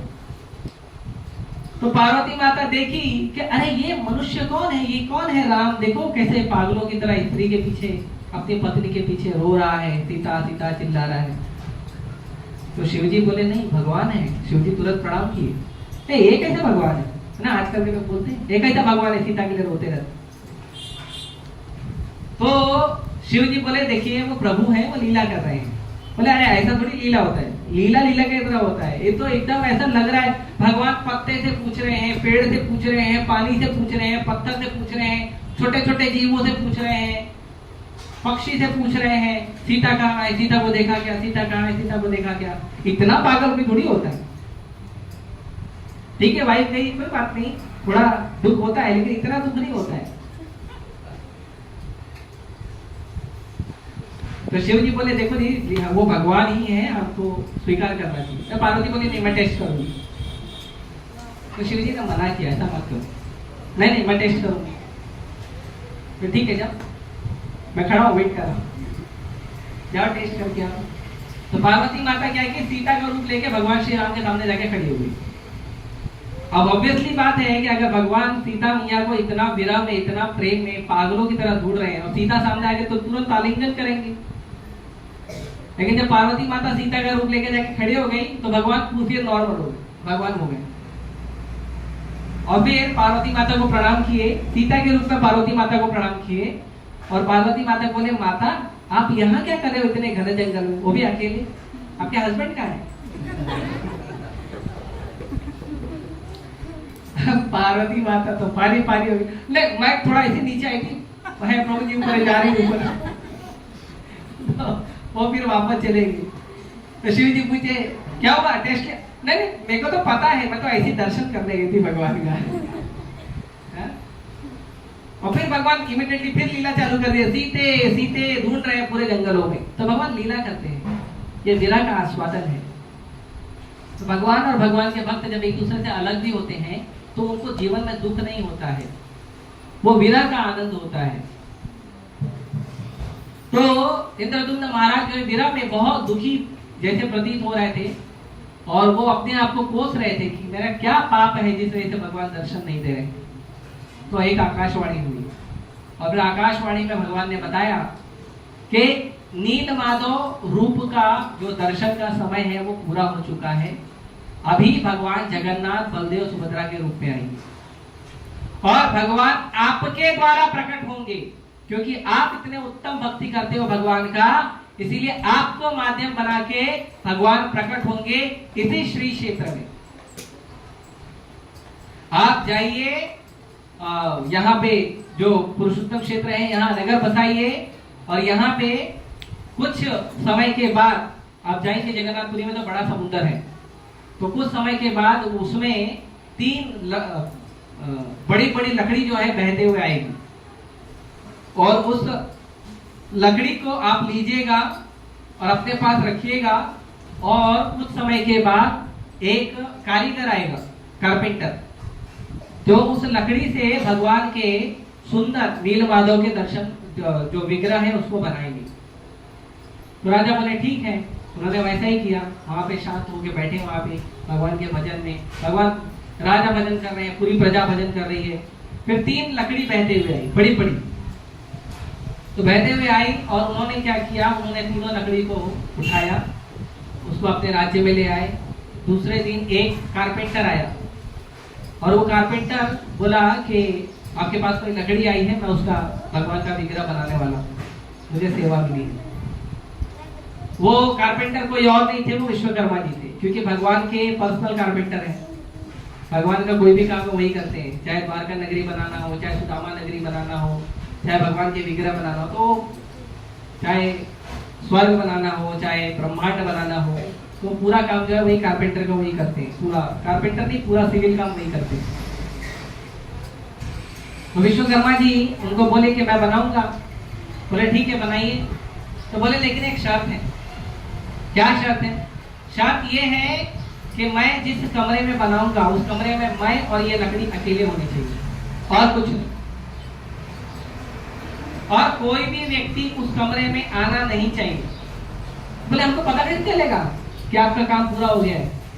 तो बोले जब आपको ठक ठक ठक ठक का आवाज आना बंद हो जाएगा, तब जो है आप समझ जाना कि भगवान के विग्रह तैयार हो गए। बोले ठीक है। तो विश्वकर्मा जी जो है अपना काम करने लगे और महाराज इंद्रदुम्न वो भूखे प्यासे भगवान का वेट कर रहे हैं कि भगवान का रूप कब प्रकट होगा, कब दर्शन करूंगा, कब प्रकट होगा, कब दर्शन करूंगा। वो दरवाजे के बाहर ही घूमते रहते थे माला लेके, हरे कृष्णा कृष्णा कृष्णा हरे हरे, हरे राम राम राम हरे। नाम जप करते करते वहीं आसपास दरवाजे के ही बाहर घूम रहे थे। तो पहले तो आवाज आई थी, कुछ समय तक आवाज आई, कुछ दिनों तक, कुछ महीनों तक आवाज आई भगवान की, टक टक टक टक टक टक करके आवाज आई। फिर आवाज एक दिन आना अचानक बंद हो गई। तो बंद हो गई तो ये समझ नहीं पाए कि पूरा हो गया है काम, नहीं हो गया है। हालांकि बोला था विश्वकर्मा जी ने, लेकिन विश्वकर्मा जी ने बोला था अगर किसी ने दरवाजा खोल दिया, काम हुआ हो या नहीं हुआ हो, तो मैं काम पूरा किए बगैर वहां से अदृश्य हो जाऊंगा। तो राजा को सब पहले तो यहाँ नहीं गया, पहले तो थोड़ा प्रयास किया उन्होंने, थोड़ा और वेट कर लूं, पता नहीं काम हुआ है कि नहीं पूरा हुआ है। फिर एक दिन वो पूरी अधीरता से उन्होंने क्या किया, दरवाजा खोल दिया। तो जब दरवाजा खोला तो भगवान का चेहरा बना हुआ था, दोनों हाथ ऐसे बने हुए थे, हाथ का ये जो पंजा है ये बना हुआ नहीं था, पैर नहीं था। तो उनको लगा ये तो भगवान का रूप पूरा ही नहीं हुआ, भगवान अधूरे रह गए। और फिर से मैंने अपराध कर दिया, भगवान का रूप पूरा नहीं होने दिया। फिर वो आवरण अनशन पे बैठ गए, नहीं कुछ खाऊंगा, नहीं कुछ पीऊंगा, ऐसे ही शरीर छोड़ दूंगा, दुखी हो गए। तो फिर से आकाशवाणी हुई, बोले राजन आप दुखी मत होइए, यही मेरा ओरिजिनल रूप है, जगन्नाथ बलदेव सुभद्रा सुदर्शन, यही ओरिजिनल रूप है। और इसी रूप में पूरा जगत, पूरा संसार जो है मेरा दर्शन करेगा। तो बोल ठीक है। तो अभी आगे क्या? तो नारद मुनि आए, नारद मुनि बताए देखो आपको ऐसा करना है, ब्रह्मा जी को बुलाइए, भगवान प्रकट हुए हैं तो भगवान का प्राण प्रतिष्ठा करवाना पड़ेगा, मंदिर बनवाइए, प्राण प्रतिष्ठा कराइए। तो महाराज इंद्रदुम्न ने क्या किए, भगवान को रख के मंदिर बना के चले गए ब्रह्मा जी के पास, ब्रह्मा जी को बुलाने के लिए। इतने प्रतापी राजा थे। हम लोग को तो एक देश से दूसरे देश जाने के लिए वीजा लगता है, उनको कोई वीजा नहीं लगता। वो एक प्लैनेट से दूसरे प्लैनेट चले जाते थे, एक लोक से दूसरे लोक चले जाते थे विदाउट वीजा। तो भगवान के भक्त ऐसे होते हैं। एक भक्त आप लोग सब जानते हैं, एक ऐसे भक्त हैं जो हर जगह घूमते ही रहते हैं विदाउट वीजा पासपोर्ट। हाँ, नारद मुनि, उनको कोई वीजा पासपोर्ट नहीं लगता है, वो किसी भी लोक में चले जाते हैं। और वो इतने पावरफुल है कि असुर लोक में भी चले जाते हैं, कभी कभी असुरों को भी दर्शन देते हैं। ये हिरण्यकशिपु, कंस, रावण, कैसे उद्धार हुआ इनका? इनका उद्धार नारद मुनि के कारण हुआ। नारद मुनि बार बार आके दर्शन देते थे इनको। लेकिन हमारे टीवी सीरियल वालों ने नारद मुनि का नाम कितना खराब किया बताइए। नारद मुनि को चमचा, बिचौलिया, न जाने क्या क्या बोलते हैं और थर्ड क्लास लैंग्वेज यूज करते हैं। इसके लिए मेरा निवेदन है, आप लोग टीवी में मूवी में जो भगवान का लीला बताते हैं ना, मत देखा करो, आपका चेतना कंटामिनेट होगा। आपका चेतना दूषित होगा। इतना थर्ड क्लास लैंग्वेज यूज करते हैं भगवान के लिए, छलिया बलिया क्या क्या बोलते हैं भगवान को। ये बोला जाता है भगवान को जाओ ब्रज में, ये सब बोलते हैं भगवान को, पता करो, नहीं बोलते हैं। पर ठीक है, अभी वो एकदम लोकल लोग हैं, सड़क छाप है, तो वो भी भगवान को सड़क छाप जैसे शब्द देते हैं। ऐसा नहीं करना। भगवान आपके भगवान है, आपके प्रभु है, आप ये सब शब्द उनके बारे में सुनते हो, अच्छा लगता है। और टीवी में सुनते हैं हम, नारद मुनि कौन है? नारद मुनि गुरु परंपरा में तीसरे नंबर के आचार्य हैं। नारद मुनि एक ऐसे अकेले पर्सनालिटी हैं जो पूरे ब्रह्मांड में किसी भी व्यक्ति को कभी भी किसी भी समय मिल सकते हैं, किसी परमिशन की जरूरत नहीं। ऐसे पावरफुल आचार्य, ऐसे महान भक्त, 12 महाजन में एक नाम नारद मुनि का है। ऐसे महाभागवत भक्तों का निंदा हम टीवी सीरियल में सुनते हैं। कितना अपराध है, ये नहीं करना चाहिए। इसके लिए टीवी सीरियल में जितने भी भक्ति उक्ति के आते हैं ना, उसको बंद करके कृपया करके आप यहाँ से पुस्तक लेके जाइए प्रभुपाद जी का, और उससे पढ़िए, उससे समझिए, उसमें आपको असली ज्ञान मिलेगा, असली दर्शन मिलेगा। नारद मुनि बोले जाइए ब्रह्मा जी को बुला लाइए, तो गए ब्रह्मा जी को बुलाने। अब ब्रह्मा जी का जो एक दिन होता है, ब्रह्मा जी का एक दिन, वो धरती का 86 करोड़ साल होता है। कितना? तो वो गए बुलाने के लिए, बड़े थोड़ा टाइम के लिए गए होंगे। वो जैसी जाके आए, तब तक वो जो क्षेत्र था पुरुषोत्तम क्षेत्र, उस पर दूसरे लोग राज करने लगे थे। तो आके पता है ये मेरा राज्य है, मेरा राज्य पाट है, उनके बीवी बच्चे सब हो गया उनका, इतना वर्ष बीत गया। तो अरे नहीं मेरा राज्य है, ये ऐसा है, सब बताने लगे। वो कोई मानने को तैयार नहीं। ऐसे कोई भी आके बोल देता कि मेरा राज्य है, थोड़ी चलेगा, हम नहीं मानेंगे। तो फिर वो पूरा कथा सुनाए कि ऐसा ऐसा हुआ था, ये हुआ था इतने करोड़ साल पहले। तो फिर लोगों ने बोला हाँ बात तो सही है। तो बोले मैं ब्रह्मा जी को बुलाने गया था, ब्रह्मा जी आ रहे तो थोड़ा वेट करो। फिर ब्रह्मा जी आए, फिर उन्होंने भगवान का प्राण प्रतिष्ठा किया, भगवान का अभिषेक किया और भगवान को स्थापित किया। तो ये है भगवान श्री श्री जगन्नाथ बलदेव सुभद्रा सुदर्शन का सुंदर प्राकट्य। इसको मैंने काफी शॉर्ट किया है, ठीक है। एक बड़ी लीला है, आई थिंक 7 दिन 10 दिन में ऐसा पूरा होता है ये कथा। और भगवान का ये जो रूप है जगन्नाथ बलदेव सुभद्रा, कृष्ण से जगन्नाथ कैसे बन गया उसका एक लीला है। कृष्ण से कृष्ण रूप जो है वो जगन्नाथ कैसे बने। तो भगवान जी, भगवान श्री कृष्ण जब द्वारका में थे, वृंदावन से तो भगवान 11 साल में चले गए थे। अब पढ़ाई लिखाई तो कुछ किए नहीं थे, स्कूल में एडमिशन लिए नहीं, है ना, क्योंकि पहले ना स्कूल में एडमिशन लेने की जरूरत नहीं पड़ती थी। पिताजी जो काम करे बेटा सीख लेता था, उसी से रोटी कमा लेता था और उसको गर्व होता था मेरा पिताजी जो काम कर रहा है। सबसे बड़ी बात यह है, आजकल तो जो काम पिताजी करता है, पिताजी खुद नहीं चाहता कि बेटा वो काम करे, और बेटा खुद पिताजी का निर्णय करता है कि आप ये क्या काम करते रहते। भगवान कृष्ण के पिता क्या थे? किसान थे, नंद महाराज, गोपाल थे, गाय चराते थे। और कृष्ण भी गाय चराते थे, कृष्ण भी खेती करते थे। तो नंद महाराज ने डिपार्टमेंट बांट के रखा था। कृष्ण गाय चराएंगे और बलराम जो है वो हल चलाएंगे। इसके लिए बलराम जी का एक आयुध है, क्या है? हल, हलधर बोलते हैं बलराम जी को। और कृष्ण के हाथ में बांसुरी है गाय को बुलाने के लिए। तो ये 2 डिपार्टमेंट था। तो कृष्ण को अभिमान था, मैं वाला हूं, अच्छा लगता था बोलना। आज तो कोई भी, आज तो बोलते हैं किसान आत्महत्या करें, ये सब करें, क्योंकि अभिमान नहीं है हमको हमारे कार्य पे। अभिमान करके करिए, भगवान की सेवा में लगाइए, तब देखिए उसका जो रिजल्ट आता है कैसा आता है। तो कृष्ण और बलराम बहुत सुंदर लीला किए थे मथुरा में, सॉरी वृंदावन में। उसके बाद वो मथुरा चले गए, मथुरा से फिर वो उज्जैन चले गए, है ना। पढ़ाई लिखाई भी तो करनी है ना। लोग बोलेंगे अनपढ़, पढ़ाई लिखाई तो किया ही, तो स्कूल भेजे, गुरुकुल में भेजे, गुरुकुल में पढ़ाई किए। 64 दिन में 64 कला पढ़ के निकल गए, है ना। यहाँ तो 64 दिन में हमारा एक सब्जेक्ट का सिलेबस पूरा नहीं होता है। टीचर पढ़ा के पूरा नहीं करती, बच्चे सीखेंगे दूसरी बात है। और रट्टा अलग से मारते हैं एग्जाम के टाइम पे, झूल झूल के, रात को जाग जाग के। ऐसे भगवान नहीं है। भगवान मतलब परफेक्ट।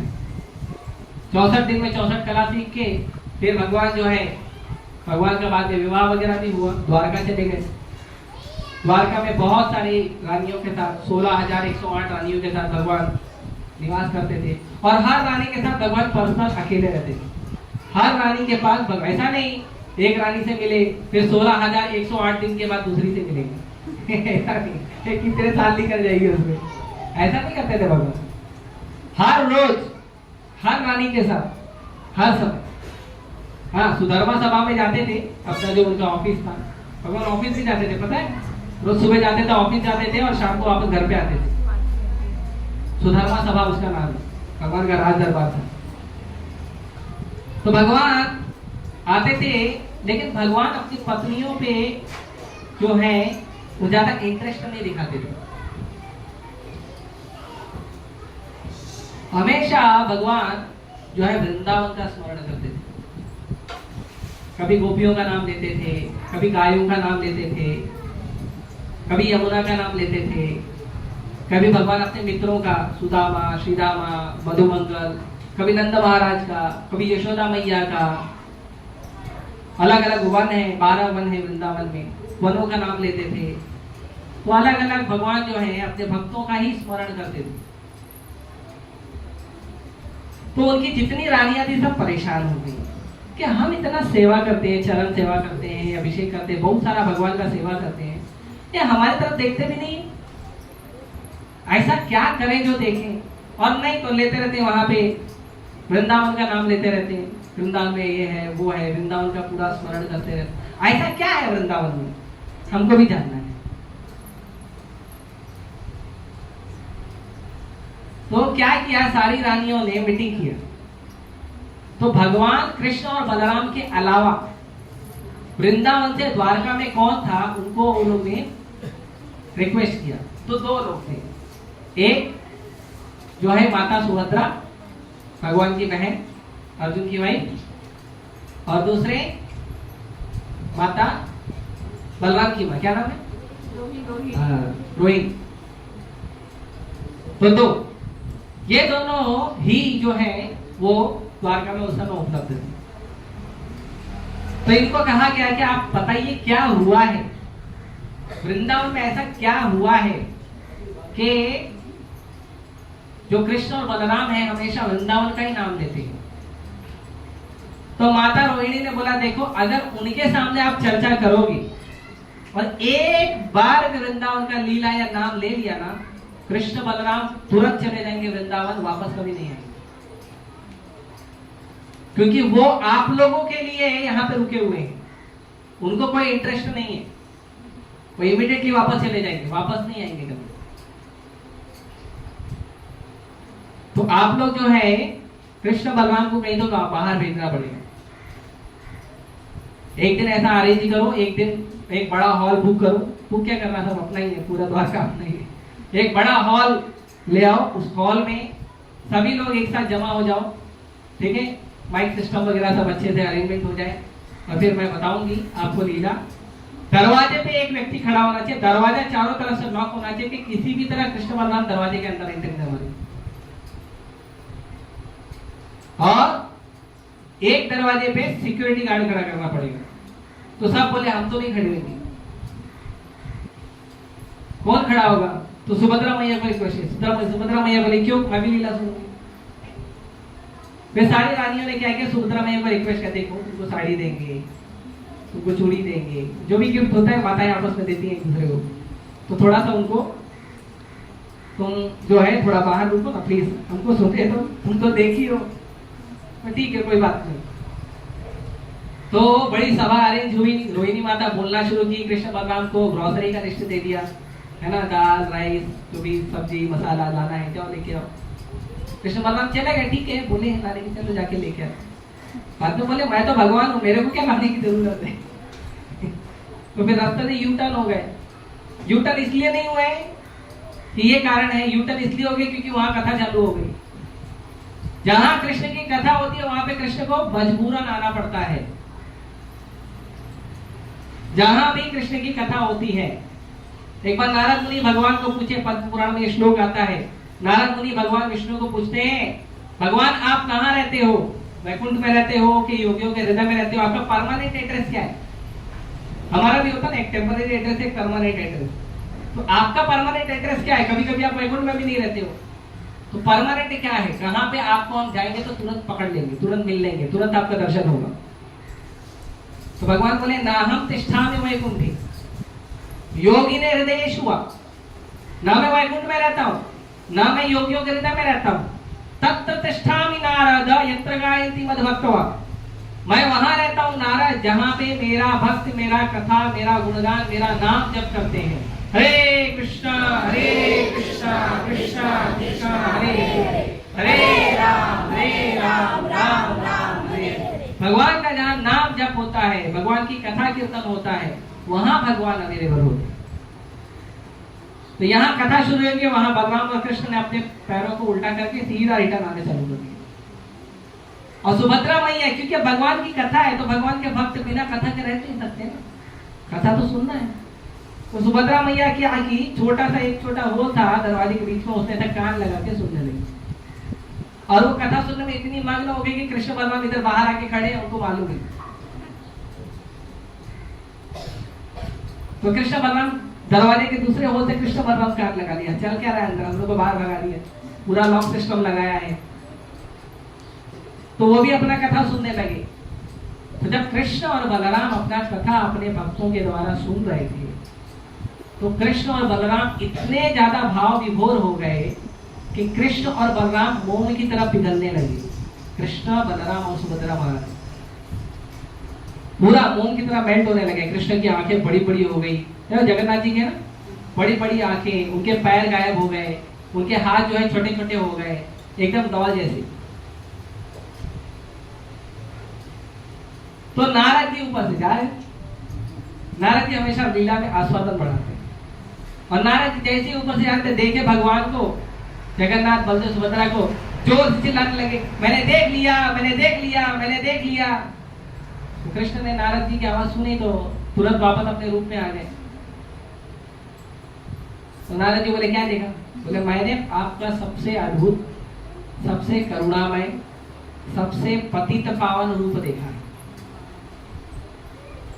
तो भगवान बोले, ठीक है देख लिया, अभी नहीं, ऐसे कैसे चलेगा, मैंने देखा है इस रूप को, तो अब मेरी इच्छा है आपसे वरदान चाहिए।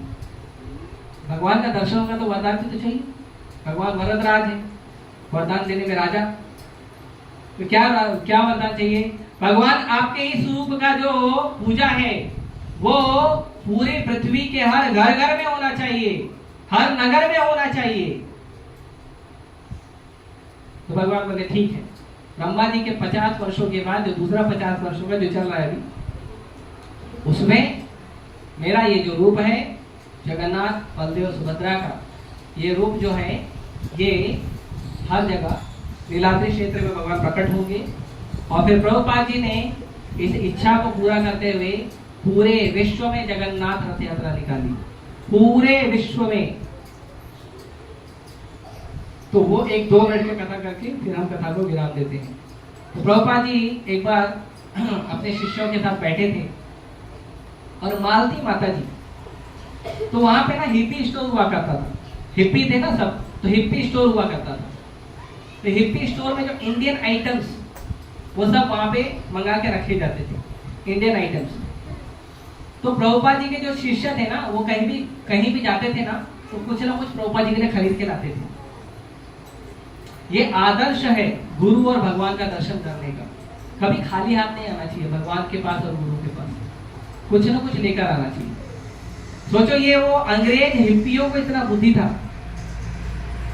कि वो कभी भी प्रभुपाद जी से मिलने आते थे या भगवान का दर्शन करने आते तो कुछ ना कुछ लेकर आते थे। तो मालती माता जी एक दिन इंडियन स्टोर में गई और वहां से जाके एक डॉल उठा के लेके, एक छोटा सा डॉल है ना, इंडियन डॉल, वो लेकर आई, और वो ऐसे कपड़े में बांध के लेकर आई और प्रभुपाद जी को दिखाई। बोली, प्रभुपाद जी मैं आपके लिए डॉल लेकर आई, इंडियन डॉल। तो वो लोग लेकर आते थे, कभी चैतन्य महाप्रभु का फोटो, कभी कृष्ण का फोटो, कभी राम का फोटो, ऐसे फोटो वगैरह लेके आते थे जो इंडिया से वहां पे जाता था। तो डॉल लेके आई।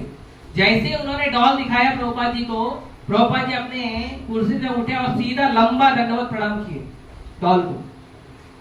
तो सब आश्चर्यचकित हो गए। प्रभुपाद जी प्रणाम किया और उठे और बोले दिस इज जगन्नाथ। तो जगन्नाथ जी को लेकर आई थी मालती माता। तो मालती माता जी को बोले आप वापस जाओ, उस स्टोर में वापस जाओ और उस स्टोर में ऐसे 2 और होंगे, उनको भी लेके आओ। उनको भी लेके आओ। ये है जगन्नाथ बलदेव सुभद्रा। तो मालती माता जी गई तो देखी सच में और 2 थे। अब उनको तो इतना बुद्धि नहीं था ना कि अलग अलग है कि एक एक है। वो तीनों को लेके आई। फिर प्रभुपाद जी देखे तो मालती माता जी के हस्बैंड थे श्याम सुंदर प्रभु। तो वो कारपेंटरी का काम जानते थे। श्याम सुंदर प्रभु को प्रभुपाद जी ने वो छोटा डॉल दिखाया और उनको पूछा can you make big out of this, इसे एक बड़ा बना सकते हो लकड़ी से? वो बोले कारपेंटर लोग बना लेंगे। फिर ठीक है बनाओ। तो उनको दे दिया बनाने के लिए। तो कुछ महीने लग गए, उन्होंने बनाया, बना के रेडी किया। और फिर जब रेडी किया तो प्रभुपाद जी ने 1966 में सैन फ्रांसिस्को की सड़कों पर सबसे पहला इस्कॉन का जगन्नाथ रथ यात्रा शुरू किया। हरि बोल। जगन्नाथ रथ यात्रा के इस तरह से इस्कॉन की पहली रथ यात्रा शुरू हुई। और अब पूरे विश्व में सैकड़ों से ज्यादा, सैकड़ों भी कम बोल रहा हूँ, हजारों से ज्यादा रथ यात्राएं होती है। केवल भारत में 100 से ज्यादा रथ यात्रा होती है। हर अलग अलग शहर में रथ यात्रा होती है और हर जगह भगवान जगन्नाथ जी दर्शन करने जाते हैं। भगवान जगन्नाथ जी घर से बाहर निकल के दर्शन देते हैं, है ना। कई लोग मंदिर नहीं आते, उन्हें बहुत टाइम, बहुत बिजी है। तो भगवान बोलते वो बिजी है ना, मैं फ्री हूँ, मैं चलता हूँ। तो भगवान रथ पे आरूढ़ होकर सबको दर्शन देते हैं, सबको प्रसाद देते हैं, सबको कृपा करते हैं। भगवान जगन्नाथ बलदेव सुभद्रा। तो ये जो रथ यात्रा है ये बहुत विशेष महोत्सव है। और रथ यात्रा का मतलब है कि भगवान जगन्नाथ जी को कुरुक्षेत्र से वृंदावन लेकर आना। जब भगवान कुरुक्षेत्र में युद्ध भूमि युद्ध कर लिए तो उसके बाद अंत में सब लोग मिलने आए थे भगवान से। तो गोकुल से भी आए थे, वृंदावन से भी आए थे। तो राधा रानी और उनकी सारी सखियां भी आई थी, गोपियां। तो वो क्या किए, वो भगवान को देखे कि भगवान के सर पे मुकुट है और पूरा एकदम क्षत्रिय वेश है। तो वो लोग आके बोले आप इसमें अच्छे नहीं लग रहे हो, आप तो गोप के वेश में अच्छे लगते हो। तो राधा रानी और सारी सखियों ने जगन्नाथ, बलदेव और सुभद्रा तीनों के रथ को रस्सी बांधे और रथ को रस्सी से खींचते हुए वृंदावन लेके आए, कुरुक्षेत्र से वृंदावन। इसके लिए जो जगन्नाथ मंदिर है, जो जहां पे हम पूरे साल दर्शन करते हैं, उसको कुरुक्षेत्र कहा जाता है, जगन्नाथ मंदिर को, जो श्री क्षेत्र मंदिर है। और जो रथ यात्रा में 15 दिन भगवान जगन्नाथ जो है वो वहां से दूसरे तरफ एक दूसरे छोर पे गुंडीचा मंदिर है जिसको वृंदावन कहते हैं। तो इसीलिए ये जो रथ को खींचना है ये श्रीमती राधा रानी को असिस्ट करना है, उनको हेल्प करना है रथ खींचने में। और चैतन्य महाप्रभु भगवान जगन्नाथ जी के रथ के सामने नृत्य करते थे, कीर्तन करते थे, जोर जोर से नाचते थे, हरे कृष्ण महामंत्र बोल बोल के, हरे कृष्ण कृष्ण कृष्ण हरे हरे, हरे राम राम राम हरे हरे। तो नृत्य करते थे। तो हम लोगों को भी भगवान के सामने नृत्य करना चाहिए। जब भी आप जगन्नाथ, बलदेव, सुभद्रा के सामने कीर्तन हो रहा हो तो नृत्य करिए, आनंद विभोर होके भगवान के सामने नाचिए। बहुत बड़ा आनंद है ये, दुनिया में ऐसा आनंद हर जगह नहीं मिलेगा। जब भी आप मंदिर आते हो, कीर्तन हो रहा है तो आनंद से नाचिए, भूल जाइए सब आपका क्या प्रोफेशन है, डॉक्टर हो, लॉयर हो, इंजीनियर हो, दुकान के मालिक हो, कंपनी के मालिक, भूल जाओ वो सब, है ना। माताएं भूल जाओ, गृहिणी है ना, हम मालकिन है, सब भूल जाओ। आप एक ही चीज क्या याद कि आप भगवान के भक्त हो, भगवान सामने खड़े हैं, कीर्तन हो रहा है, उन्माद नाचिए जोर जोर से कीर्तन करते हुए। तो ये संक्षिप्त में, शॉर्ट में हमने भगवान श्री श्री जगन्नाथ, बलदेव, सुभद्रा महारानी की रथ यात्रा को चर्चा किया। बहुत अद्भुत भगवान का दर्शन है। प्रभुपाद जी की कृपा से पहले जगन्नाथपुरी में केवल जो हिंदू लोग हैं उन लोगों को ही दर्शन देते थे, बाकी किसी को दर्शन नहीं देते थे। प्रभुपाद जी के आशीर्वाद से, क्योंकि भगवान क्या है, जगन्नाथ है ना, हिंदू भगवान नहीं है ना, हिंदू नाथ नहीं है। भारतनाथ नहीं है, जगन्नाथ है। तो जगत में तो पूरा आता है ना। तो पूरी पृथ्वी को भगवान जो है दर्शन देने के लिए प्रभुपाद जी के माध्यम से पूरी पृथ्वी पे भ्रमण कर रहे हैं। पूरी पृथ्वी पे भगवान जो है सबको दर्शन दे रहे हैं। जगन्नाथ जी का विशेष उत्सव होता है जगन्नाथ रथ यात्रा। इसमें आप सभी भाग लीजिए, इसमें आप सभी उत्सव करिए। हमारे जुहू में भी होगा, जिनको समय हो वहां पे आ सकते हैं। बहुत विशेष उत्सव होता है जुहू में। तो मुंबई के जो 5 प्रतिष्ठित मंदिर हैं, वो 5 मंदिर के सारे भक्त एक साथ आते हैं। आप आएंगे तो इस मंदिर के भी भक्त जुड़ जाएंगे। तो सभी मंदिर के भक्त आते हैं और भगवान का सुंदर रथ यात्रा का जो है आनंद लेते हैं, प्रसाद पाते हैं, रथ को खींचते हैं, नाचते हैं, भगवान की सेवा करते हैं। तो ये आनंद का जो उत्सव है ये आप लोगों के लिए आ रहा है। ठीक है। श्री श्री जगन्नाथ बलदेव सुभद्रा महारानी के, श्री श्री जगन्नाथ रथ यात्रा के, श्री पांडव निर्जला एकादशी के, श्री प्रभुपाद के। हरे कृष्णा कृष्णा कृष्णा हरे हरे, हरे राम राम राम हरे हरे।